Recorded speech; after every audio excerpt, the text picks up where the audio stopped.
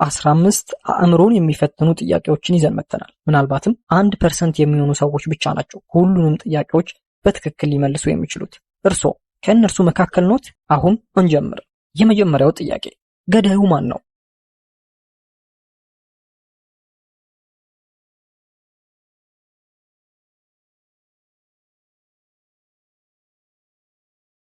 በትክክል ቁጥር 2 ገዳዩ ነው። ምክንያቱም ከሟቹ አጠገብ ያለው የደህንነት ኮፍያ የግንባታ ሰራተኛ ንብረት ነው። ቁጥር 2 ደግሞ የግንባታ ሰራተኛ ነው። ቀጣይ ፈተና ሌባው የትኛው ይመስላችኋል? መልሳችሁ 1 ቁጥር ከሆነ ላይክ፣ እንዲሁም መልሳችሁ 2 ቁጥር ከሆነ ሰብስክራይብ ማድረግ አትርሱ። አዎ መልሱ ቁጥር 1 ነው። ምክንያቱም የተሰረቀው ሰዓት በመስታወቱ ነጸብራቅ ውስጥ በስተጀርባ ኪሱ ላይ ይታያል። ቀጣይ ፈተና ከእነሱ መካከል ተኩላ ሰው ወይም ዌርወልፉ ማን ነው?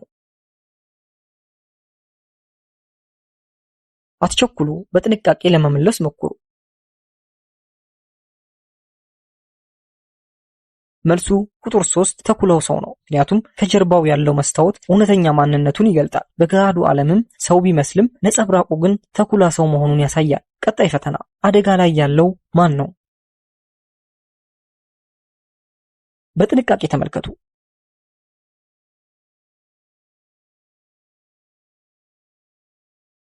ቁጥር 1 አደጋ ላይ ነው። ምክንያቱም ከእግሩ በስተጀርባ እባብ እየተሳበ ነው። እሱ ግን ጨርሶ አያውቅም ነበር። ቀጣይ ፈተና ስዕሉን የሳለው ማን ነው? ተንኮለኛው ተማሪ የትኛው ነው?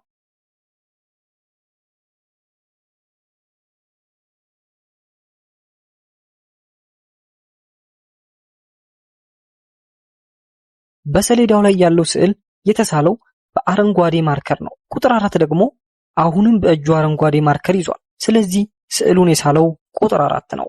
ቀጣይ ፈተና መናፍስት ወይም ጎስት የሆነው ማን ነው? ከመመለሳችሁ በፊት ደግማችሁ አስቡ። ቁጥር 3 መናፍስት ነው። ምክንያቱም ምንም ነጸብራቅ የለውም። ቁጥር 2 እግሮቿ ስለማይታዩ አጠራጣሪ ልትመስል ትችላለች። ነገር ግን እግሮቿ በአደጋ ምክንያት አታ ሊሆን ይችላል።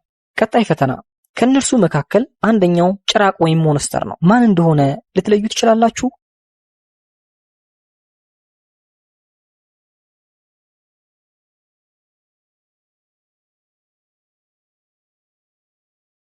አዎ ቁጥር 3 ጭራቅ ነው። ምክንያቱም መሬት ላይ ያለው ግዙፍ የጫማ ምልክት ከጭራቅ እግሮች አሻራ ጋር ይገጥማል። እግሮቹም ቀጥታ ወደ እሱ ያመራል። ቀጣይ ፈተና ሰይጣኑ ማን ነው?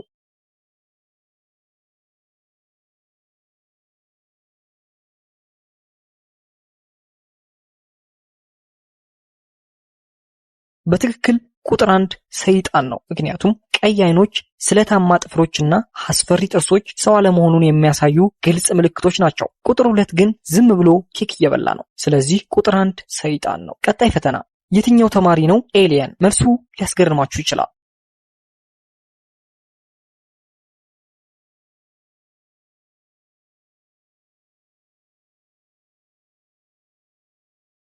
አዎ ቁጥር 3 ኤሊየን ነው። ምክንያቱም አንገቱ ላይ ያሉ አረንጓዴ ቅርፊቶች ሰው አለመሆኑን በግልጽ ያሳያሉ። ቀጣይ ፈተና ከነርሱ መካከል ሮቦቱ ማን ነው? ይህንን የነቁ አይኖች ብቻ ናቸው ሮቦትን ማግኘት የሚችሉት።